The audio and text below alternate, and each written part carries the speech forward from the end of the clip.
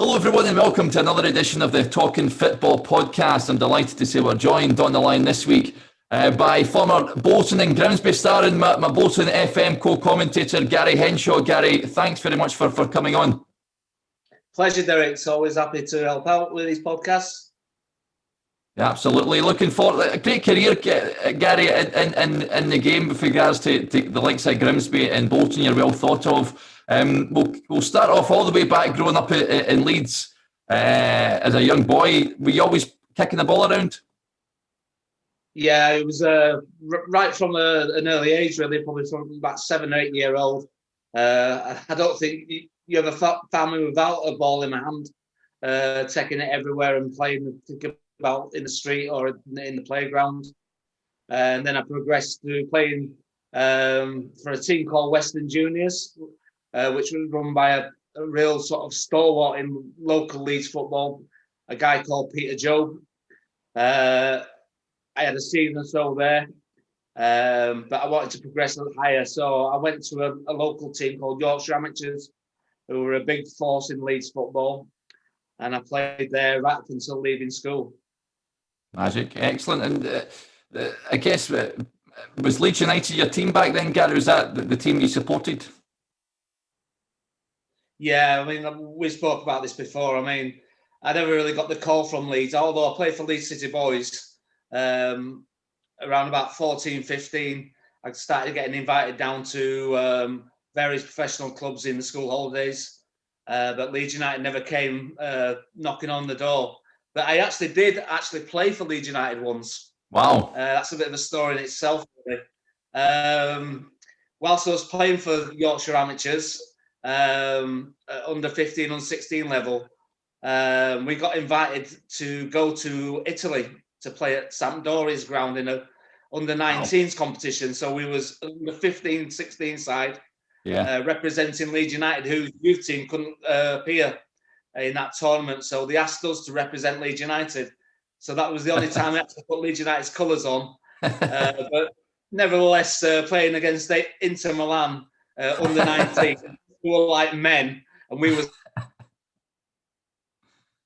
like 15-year-old, like 7 stone wet through boys. We didn't really sort of do ourselves justice.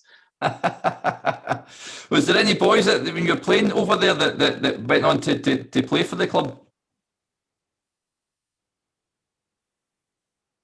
For Leeds, Yorkshire Amateurs. Yeah.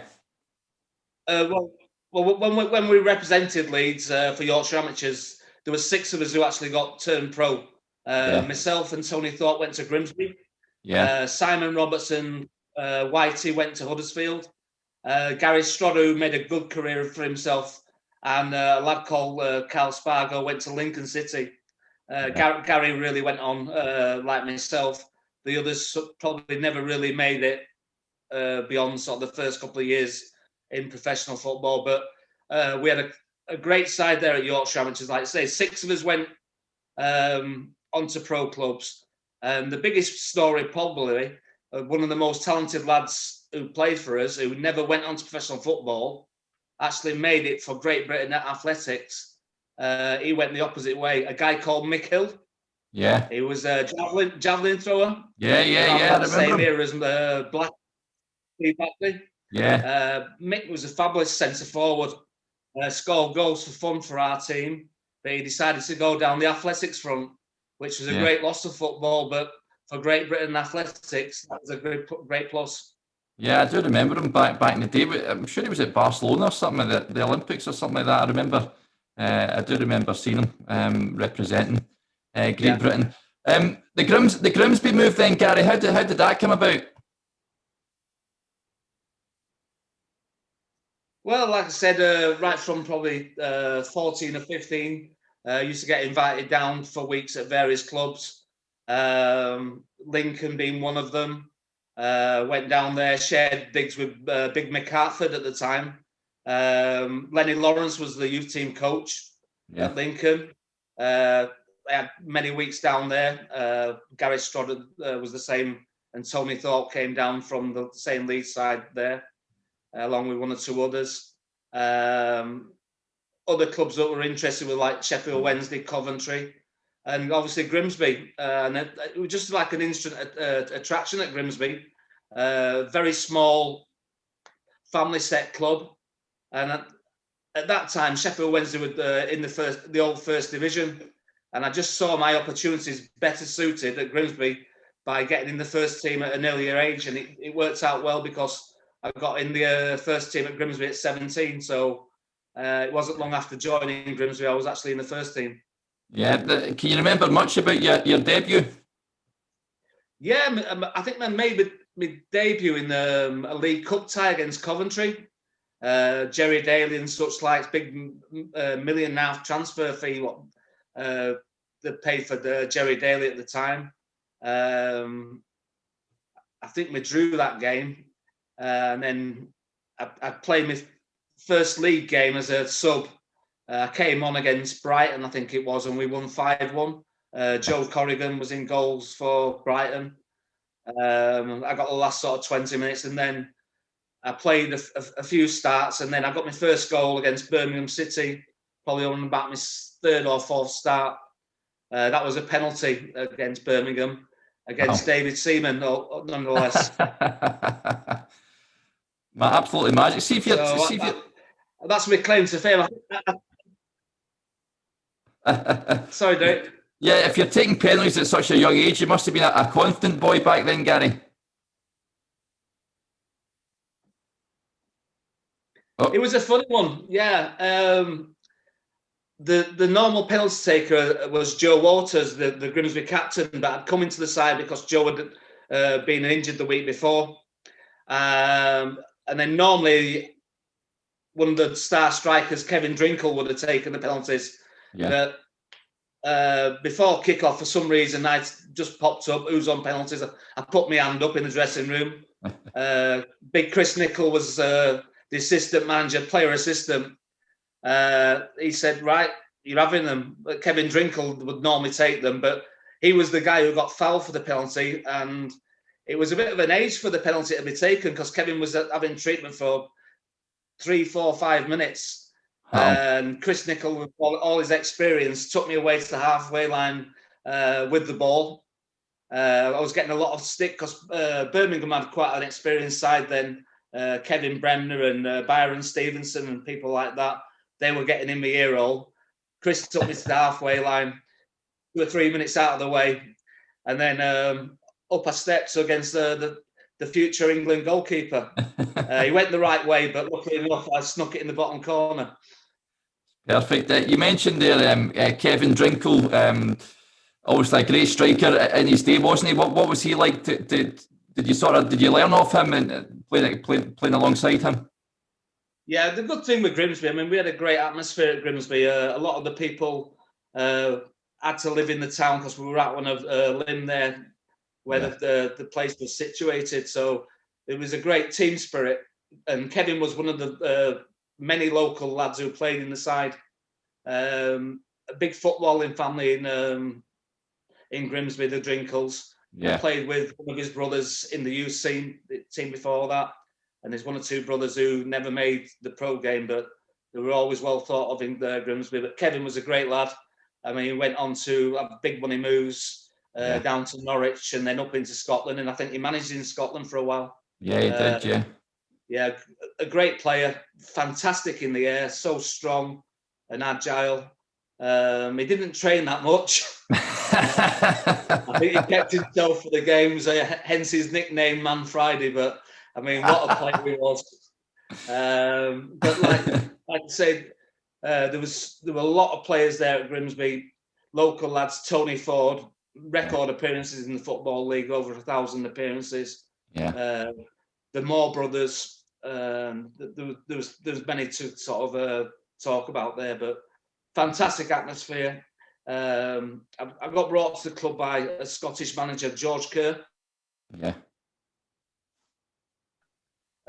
He put marvellous amounts of faith in me at an early age. But unlucky for him, in the first season, Grimsby was struggling in the first team and he got the sack.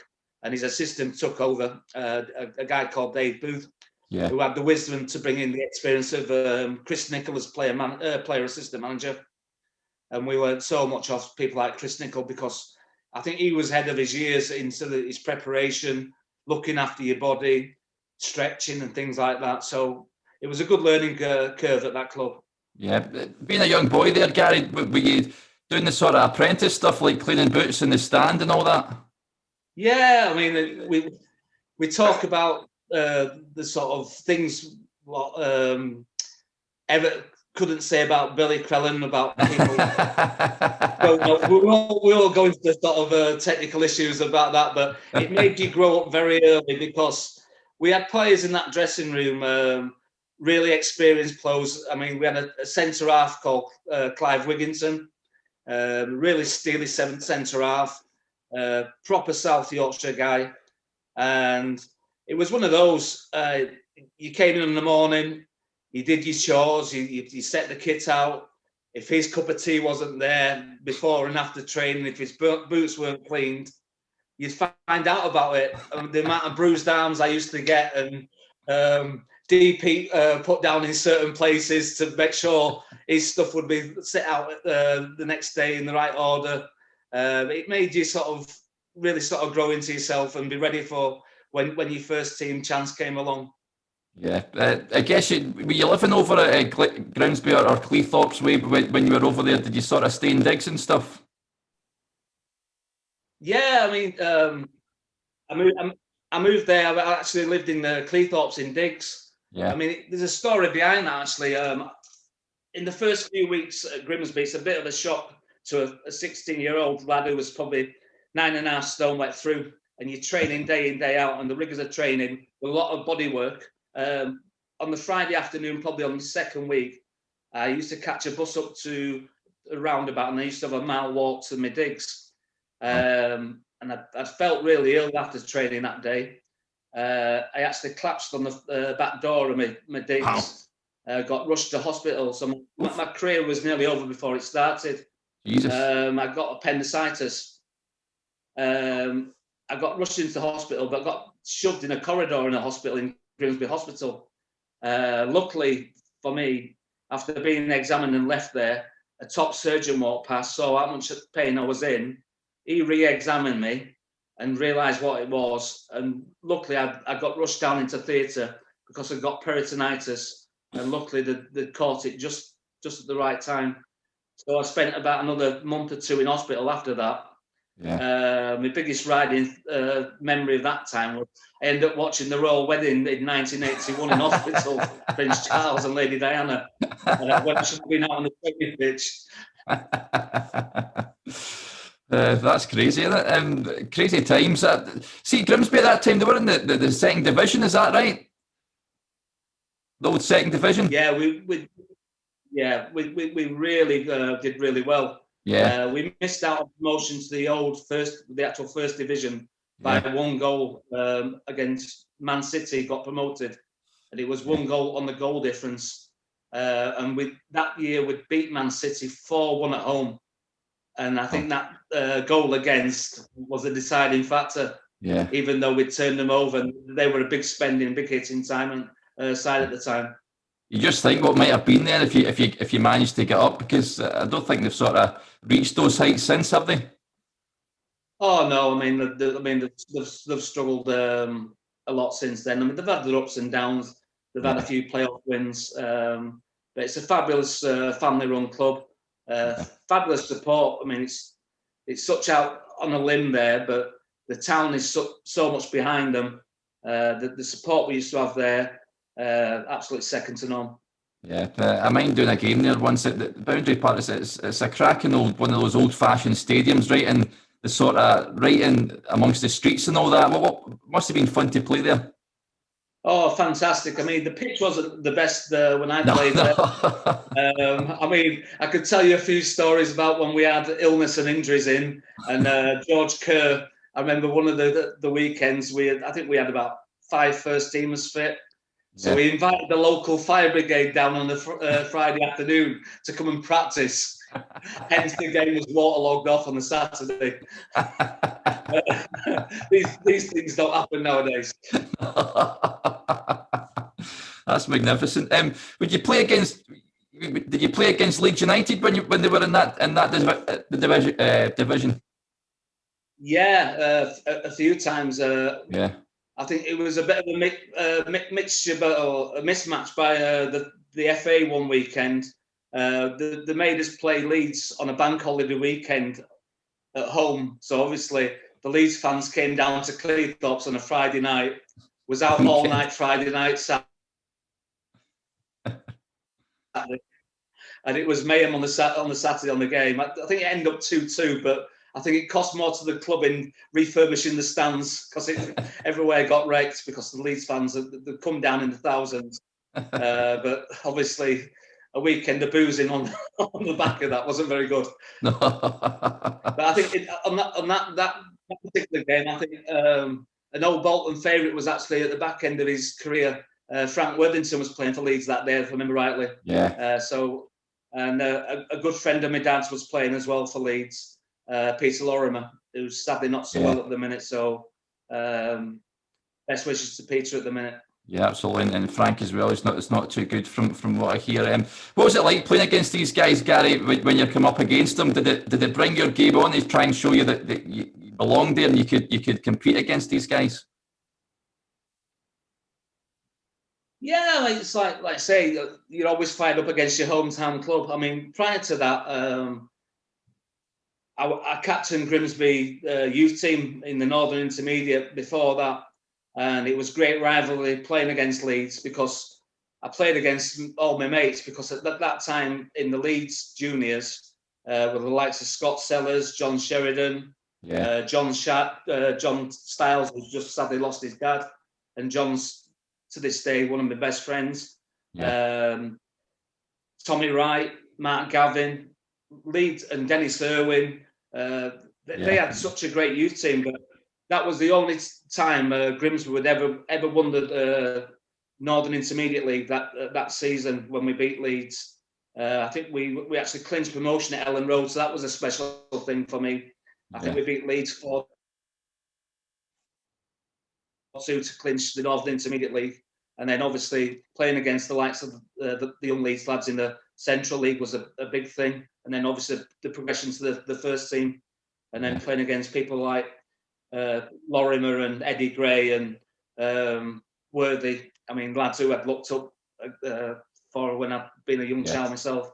Absolutely. Doing a wee bit of research, did you play in the Arsenal FA Cup game? And was it 86 you played them, the 4-3 game? No, I was actually in the squad that day, but not. I think there was only 2 substitutes in them days. Yeah. And I never got picked. I think Charlie Nicholas scored a bit of an hat-trick that day. I think one of them was a deflection, so he's not having that as an hat-trick. And when you were at Grimsby, Gary... Yeah, carry on. Sorry?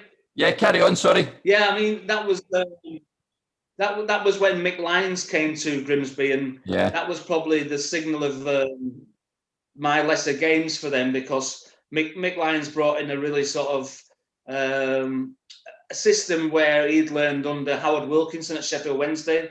Yeah. Very long ball, and it didn't fit in. And at the end of that season, we'd had that cup run. I think we'd got relegated after being absolutely safe in mid-season. We just had a bit of a collapse.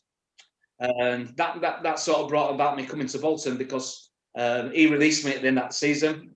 Met up with Phil Neal. I'd agreed personal terms with Bolton, but nothing was signed. I came back, and it was a bit of a funny one because I was quite naive then. I was only probably 21.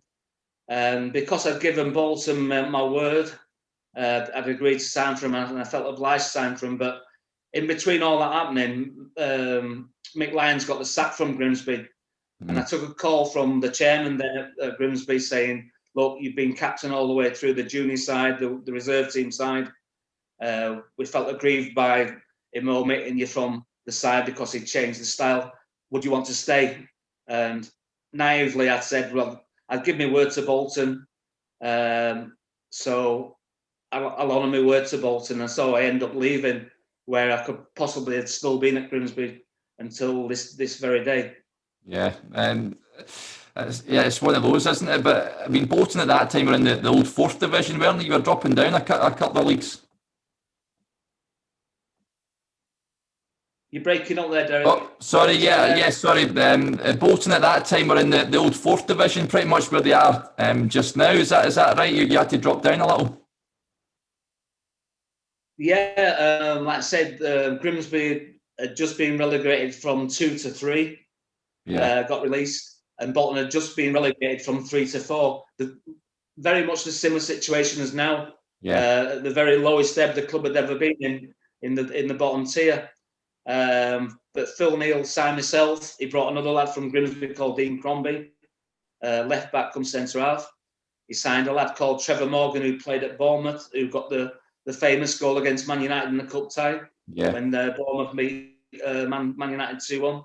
He brought Jeff Chandler back to the club, and he brought a lad called John Thomas, who'd been previously at Bolton, Everton and Preston. And John was a fantastic goal scorer. He scored 20-odd goals in the first season. And that first season, actually on my debut, I scored on the debut, and we got promoted on the final day of the season at Wrexham by Robbie Savage goal. And that was straight down and straight back up. So it was a mission complete, really. 6 new signings, probably a bit of a similar situation as to now at Bolton, where you're bringing a load of players in. Obviously, not as many as now, but luckily gelled and we came straight back up. So that was a good start to my Bolton career, really. I mean, scoring on my debut against Crewe. David Platt actually scored on the equaliser on that day for Crewe, and that's probably where mine and David Platt's career went in different directions.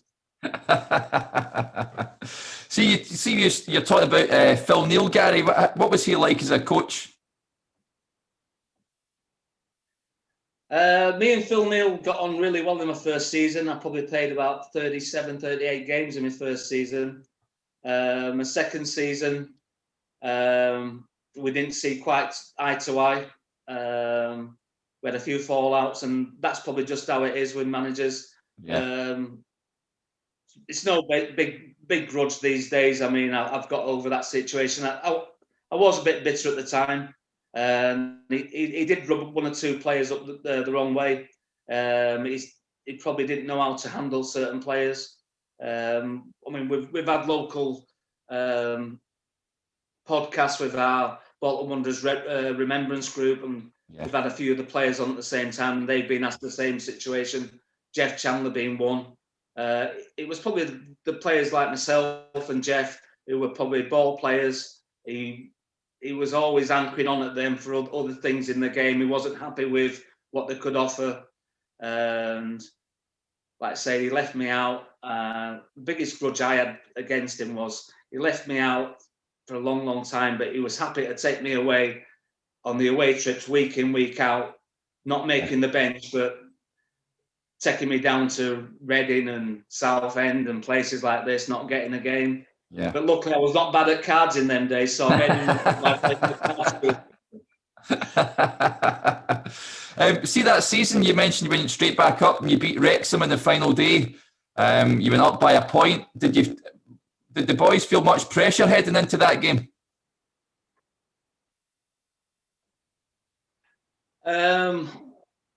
It was a bit of a tense game. I mean, I remember the game that it was quite an easy game. We played, and that in your own mind, we played decent football. Since looking back at the tape, it was the worst game I've ever seen in my life. I mean, me and yourself, I mean, we've seen some bad games over the last few months, haven't we? This was a dire game. This was such a dire game. But the fact was, I mean, the travelling down to Wrexham on the day, we were on a team bus going down through the lanes into Wales. And everywhere you saw was a massive blue and white. There was Bolton fans on the streets, at the pubs. And they filled probably 2/3 of the ground that day. I don't know how many people were there, but after the game, we lost our boots and we lost our kit. And we got taken up onto the balcony, but we had to go through the actual director's lounge to get to the balcony. And off the director's lounge, the ladies weren't allowed in the lounges in them days. It was a bit of a funny thing. So we had to go through the ladies' lounge. Well, you can imagine us going through there with no kids on, no suits, the lads in the boxer shorts. And so we got a few funny looks there. And a lot of the lads lost the boots. But luckily enough, the fans were great afterwards. A lot of lads had the boots returned. And I think Phil Neal was one who lost his boots, played in the European Cup final. He'd lent them to John Thomas. And John had these boots taken off him, but they belonged to Phil Neal, and there was a bit of a treasure to Phil. But luckily, the fans were good enough to return them. But that was a fantastic day, great support. I can always remember one of our players who wasn't playing, Dave Sutton. He was actually in the crowd, singing along with the crowd, and they're just special days. Yeah, but you mentioned that some big players at Bolton at the time, Gary, the likes of Tony Philliskirk, John Thomas, like you said, so some good players there at the time. Yeah, I mean, the first year, like John just was top scorer. Yeah, I think he ended up 20-odd league goals, ended up 30-odd in total. Yeah. He was assisted by Trevor Morgan. Trevor's gone out now coaching he's coached all over the world, in Australia, India, the Far East. Fantastic lads. We had other good players. A lad who got injured really and cut his career short, Mark Kane, big centre half. He was on the verge of a big money move to Everton at the time. He got his leg broken and he was never the same afterwards. Steve Thompson, fantastic player. He's gone on to coach with Ian Holloway in the Premier League at Blackpool, and he's had other spells at Blackpool. And like I said, in the second wave after that, we had Tony Philliskirk, David Reeves, big scoring centre forwards, and on the back of that, the club have always done well with the centre forwards. John McGinley came, Andy Walker, Mixu Patalainen, and I think that's what we're really missing now. Really, somebody who can sort of punish teams. We always could score goals, and that's what got us the success. Really. Yeah, that was Phil Brown. He was there at the time you were there. Is that right, Gary? Yeah, when I first came, the right back was Derek Scott, lad from Burnley. Yeah. He was coming to the end of his career, and I think possibly in either the back end of the first season or the start of the second season, I can't remember exactly because it's that long ago now. It's 87, 89. Yeah. 88 probably. Phil came. I think we signed Phil from Halifax. He'd always played in the lower leagues for Hartlepool.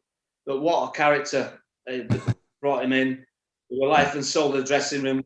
He bounced off people like Trevor Morgan and John Thomas. But what a leader. Yeah. But we led by a team spirit. And that team spirit started in the snooker club after training every day. Because we used to all go down to the snooker club, a few pints. And it was just one of those. We all mixed together. But when it came to Saturday, there was no quarter given, really. So it was a good team spirit. So you say that, I mean, that's something that you don't really see in the modern game, is it? I mean, you don't see it now because of the COVID thing, but teams bonding like that and going to like snooker clubs and what have you, you don't really hear of that anymore, do you? No, I mean, the whole culture of the football's changed. I mean, it's changed obviously professionally for the better, in my opinion, in that way, where the players have got the dietitians, they don't drink alcohol and things like that. But them sessions, 2 or 3 hours every afternoon, all the lads together, bonding, just playing for a couple of quid at snooker or killer and things like that, and a few games of cards, a few drinks. It just brought everybody together on a day-to-day basis, and you just like one big family straight away. And there's no weak links, because if you show a little bit of a weak link, you know what it's like when in a group of guys. That's it. So everybody was such a tight bond, and I think that's what got us that success that first year. Yeah. We were a real solid start. I mean, people and teams used to come to Burnden Park, and we used Bobby Savage, not the Bobby Savage who people know on BT Sport, but the Bobby Savage who played for us. He had this chant in the sort of corridor. We had a long corridor at Burnden because the two dressing rooms came down side by side. And he used to start this ooh, ooh, ah chant, and it sent shivers down the spines. I mean, I played against teams where some of my friends had played in the opposition, and they couldn't believe what they were coming into in that corridor because it was such an intimidating atmosphere. But then you walked up the steps onto the Burnden Park terrace, and the old wooden stands. It was just like a coal and a fire for the away teams. Yeah. So that was just the mind games what we play with the away side as well. Yeah. What did you enjoy playing at Burnden Park back in the day? Was that did you enjoy playing there? Yeah, it was a special place. I mean, Grimsby was a nice tight ground as well. But Burnden itself, it had so much history behind it. Yeah. And the sort of the nights under the lights there, the cup games and the midweek nights under the lights were really special because the crowd used in them days, they used to get in the ground about an hour before kickoff. So even when you were coming out for your warm-ups, you could feel a tingle. Yeah. And it used to make the hairs on the back of your head stand up, really. And like I say, once the Burnden paddock started getting behind the team, and there was such humour as well. I mean, I can remember Tony Kelly going down the far side and somebody throwing a pie out on the Burnden side. It landed just on the side of the embankment. And Tony being Tony, just picked up the pie, took a bite and threw it back in. But like you would never see anything like that nowadays. I mean, it's just so special.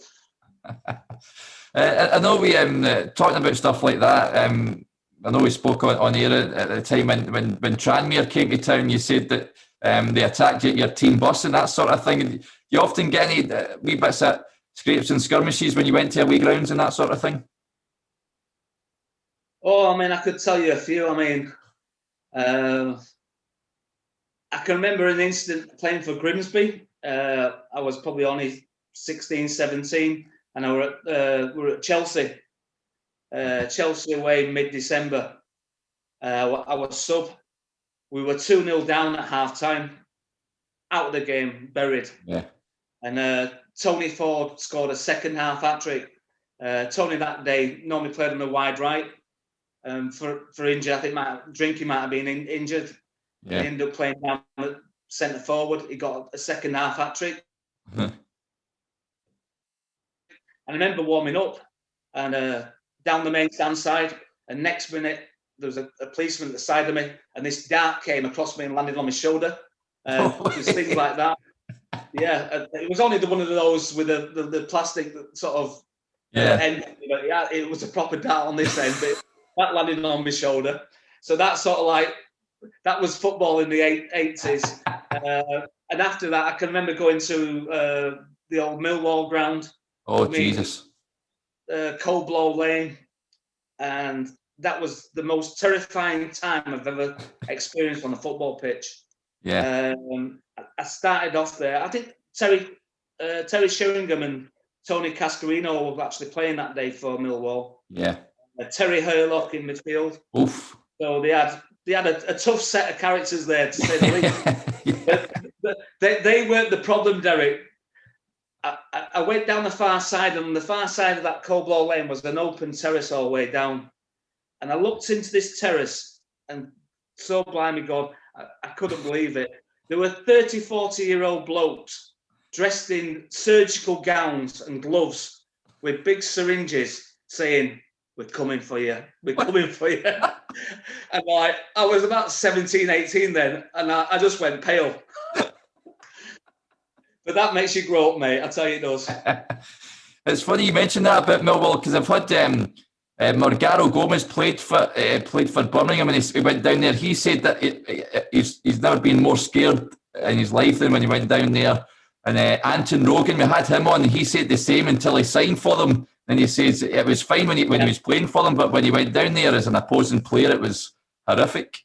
It was a tough place to go. Yeah, it's not only the sights and sounds of all these old grounds as well. They all had the distinctive smells as well. Yeah. You pulled up outside there, and all you could smell was like the old burger vans and smells like that, and the old dock smells. And it was like that was part of the experience as well. I mean, you could pull up at some other grounds, and they'd all have the distinctive atmospheres. I think like now, a lot of the grounds are quite sterile including our own now at the Uniball. Yeah. Times move on, don't they? You mentioned earlier about the diet and all that sort of stuff, Gary. And obviously, it's changed a lot now. But back in your day, what was the sort of the eating arrangements and all that sort of stuff like? What was the sort of the diet like? Your diet was only your pre-match meal. Yeah, that's what it was. I mean, a lot of the lads had beans on toast or poached chicken, beans and toast, or maybe a piece of fish or something like that. Yeah. But, I mean, the diet now, the lads eat together after training at most clubs. Yeah, they're on the pasta and the vegetables. I mean, like I said, I learned a little bit about sort of looking after yourself from Chris Nicholl. Yeah. And then I roomed with one of the lads, a lad called Paul Robinson, came to Grimsby, who had been at Swansea, and he were a vegan back then in the 80s. And it was like, he got a bit of Mickey taken about him because he had his kangaroo skin, plastic boots and things like that. But Robert was a great lad. But he taught me about like the goodness of eating like the bananas and broccoli and things like that. Yeah. And like looking after yourself and less lactose in your diet. Because at that time when I was younger, I used to get a lot of cramps and things like that. And he spoke to me about things like that. So I took that a little bit on board. It didn't go too over the top, so I still liked a few pints, but ideal. See when you were at Bolton, was Alan Stubbs just coming through at that time? Stubbsy actually used to clean the boots. I think it's still this day. It keeps reminding that I still owe him a tenner tip for his Christmas bonus. But I actually bumped into Alan probably 2 or 3 years ago at the races at ADOC. Yeah, and he still keeps reminding me of that. But Alan was a young lad then. He came through as a midfield player at the time. Yeah. But he developed into a big, strapping young lad. But what a lad, he could strike the ball left foot, right foot. He had a great career, and he's had a good coaching career, really. And probably he should be actually still involved with somebody at the minute because he has got a lot to offer. Yeah, you see him on doing the pundit sort of stuff now and again.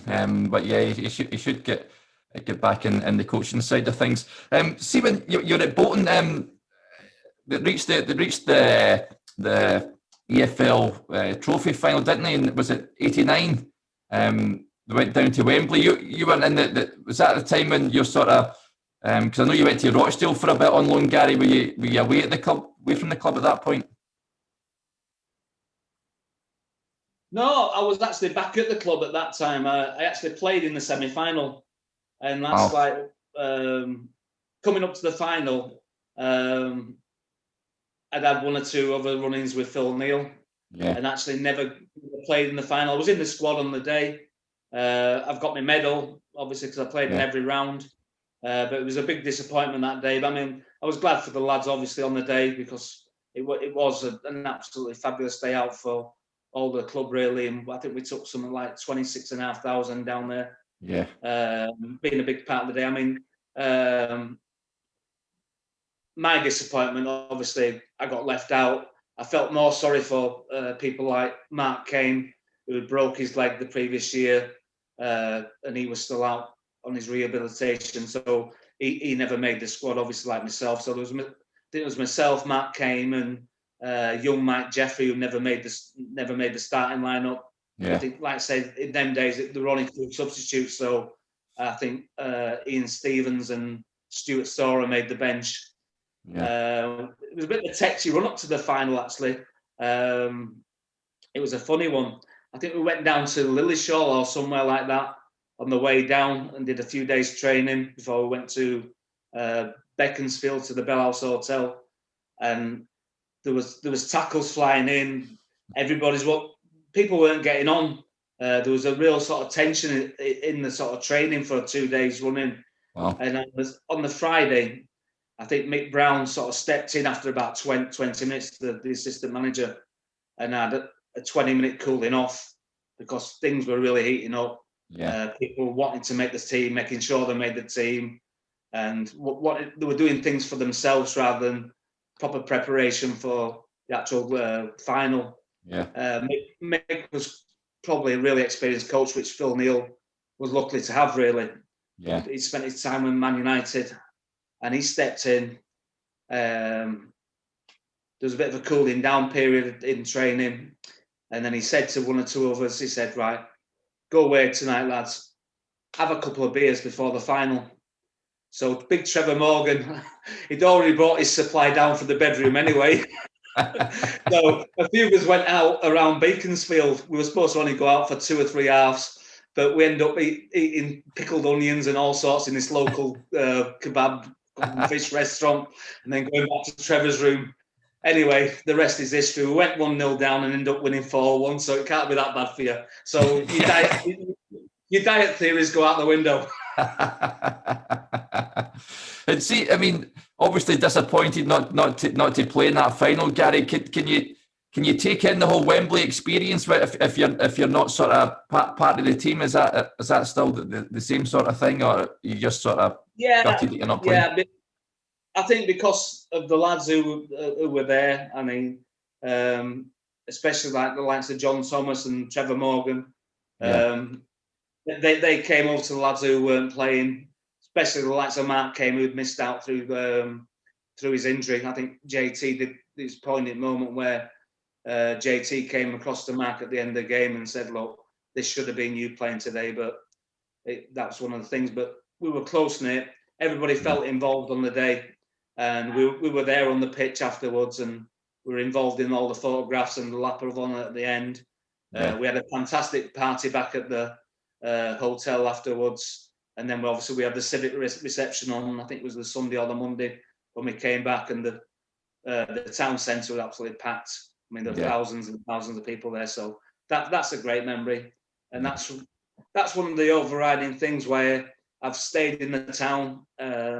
This Bolton Wonders, it gets under your skin, and it becomes part of your life. So that, although I'm a Leeds supporter and a Leeds lad back at heart, I've settled here, and I think the people of Bolton make you feel welcome, and it's that sort of family sort of community which has kept me involved with the club. Yeah, you certainly feel that, that's for sure. In terms of any memorable goals that you scored when you were at Bolton at the time, is there anyone that stands out? Obviously, my debut, it was something, it's still on YouTube now, I think, against Crewe. It was the fastest goal of the season on the first day of the season. I think it was after something like a minute or two at the start of the season. So that was a bit of a thing. But we'd practiced a lot leading up to the game with Trevor Morgan peeling away to the back post. We got the ball out to Jeff Chandler. Jeff did his bit. And Trev peeled away to the back post and headed one back inside for me. And lucky enough, I clipped a volley in. And that was my first goal on my debut for Bolton, really. So that was a bit of a special moment for me, really. Yeah. You'd head out on loan to Rochdale in '89. What was the feeling behind that, Gary? Was it just to get game time at the time? Yeah, I think I'd had a bit of obviously the fallout with Phil Neal. Yeah. And I had 3 months there. It was okay. Luckily enough, I didn't drive at the time, but luckily enough, Rochdale's goalkeeper lived in Bolton. So I used to get a lift with him through every day. But it wasn't the same. It wasn't the same sort of atmosphere. They had nothing to play for, and it was a very sort of young side as well. And it was I think I played about maybe a dozen games from, I can't remember exactly. Yeah. They were just on the verge of the playoffs, but they were never really going to get in there, and it was just a matter of getting game time, really. Yeah. Terry Dolan, was he was the manager at the time, wasn't he?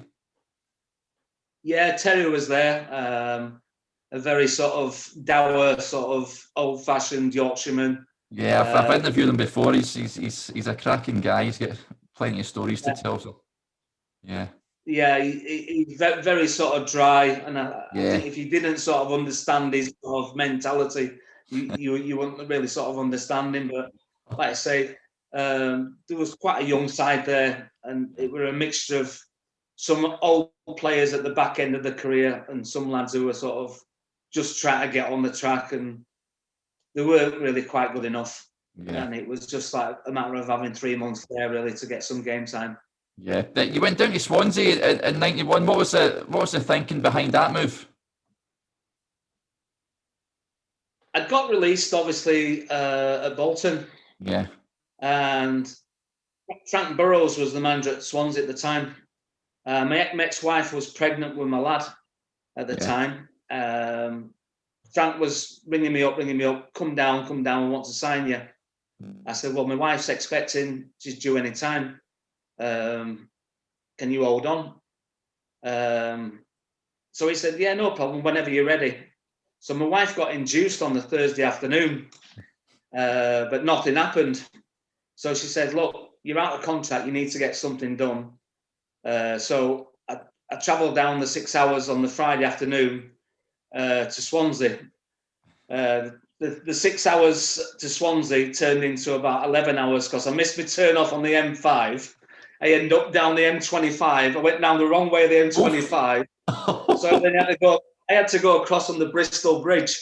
Well, I'm scratching about for change there. I just about managed to get enough money to put in the bucket to get over to Swansea. So I find this hotel where they're putting me up. I stayed there overnight. So I did the talks in the morning, agreed everything.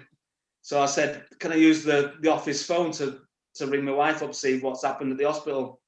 And just as I rung up, she'd just given birth and I've missed my lad's birth there on a Saturday morning.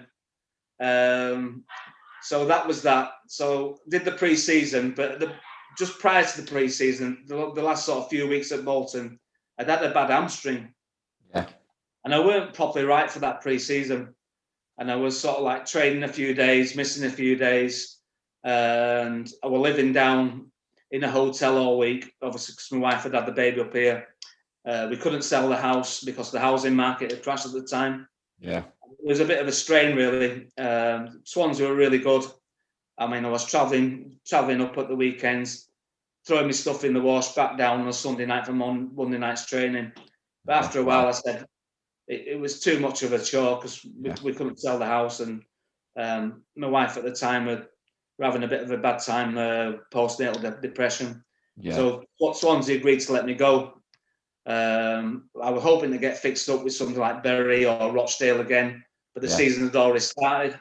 So I ended up coming out of full-time football, getting a proper job, and then going playing in the conference. So it was a bit of a come down, really, but it was something you've got to do, and I've never been shy of hard work. So and I've stayed at the same place of employment since. Yeah. You joined Chorley, of course, after Swansea. I guess was it one of those, Gary? Were you disappointed to come away from the full-time game, or you seem quite like sort of realistic and resigned to the fact you need, like you say, get a proper job? It did.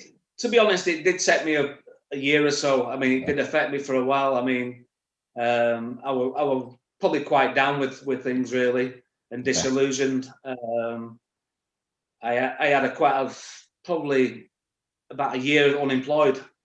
Luckily, my wife went back to work, and I was looking after the children. But it was disillusioning, and it wasn't until the back end of that season I'd left Swansea. I ended up playing probably a dozen games for Chorley. I think Ken Wright was the manager there, who is now the chairman. You've seen the weekend when they played Wolves. Ken's still involved there, great fella. I played a few games for them. And it wasn't until a season or so after that, I actually got my head round and my love for the game back involved, really. I spent a little time after that at Runcorn, the season afterwards. But the travelling there and the situation at Runcorn, it wasn't very good. I didn't quite enjoy that. And then I got a call off a couple of lads who had been in the youth team at Bolton. They were at Hyde at the time. Said, come at Hyde. So I went to Hyde, and there were a few lads there who I knew. Got involved with them. And then a few seasons after, a guy called Mike McDonald. Sorry, I forget the name. Well, a few years after that, Mike McDonald took over at Hyde. He had a great reputation in the Northwest County, the Udibon League as it was. He'd been at Winsford. So he took over and he brought a few players in. Billy Garton, who'd been at Man United, Gus Wilson, who'd been at Crewe, myself, one or two of us who played top level non-league. And we had some cracking seasons there. And that's when I really sort of started to really enjoy my football again. Yeah, you played loads of games for them over about 5 years or something there, so you must have, like you say, really enjoyed your football there again. Yeah, I mean, like I said, I think we got beaten for the lower league side. I mean, we were up against conference sides in the FA Trophy. Yeah. We got to 3 FA Trophy semi-finals, and we beat the likes of Stevenage the year Stevenage got in the league. Loads of teams who were on the sort of cusp of big things, really. And we turned them over. We didn't just beat them.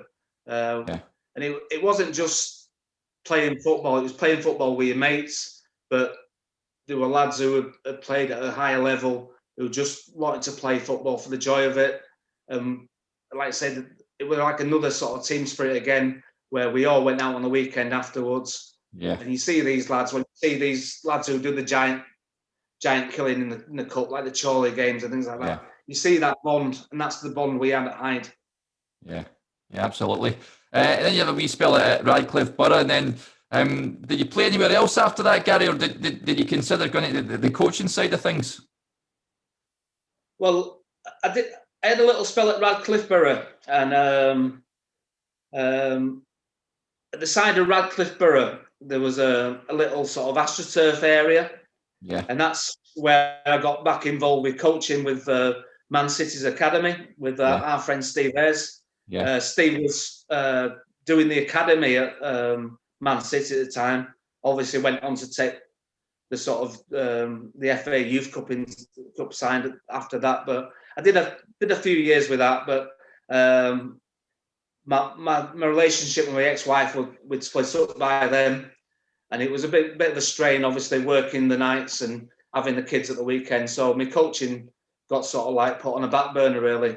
Yeah. And then I sort of like came away from football after that for a while. And then I got a call probably 10, 12 years ago now.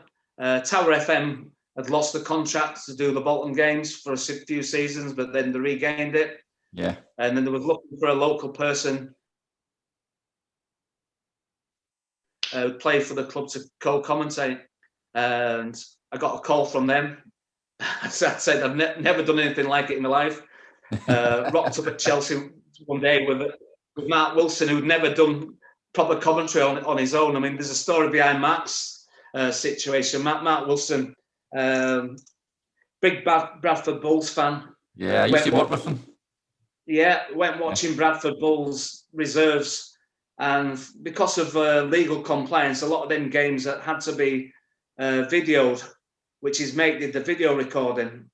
And Mark said to his mate, he said, that'd be better with a little bit of audio alongside it.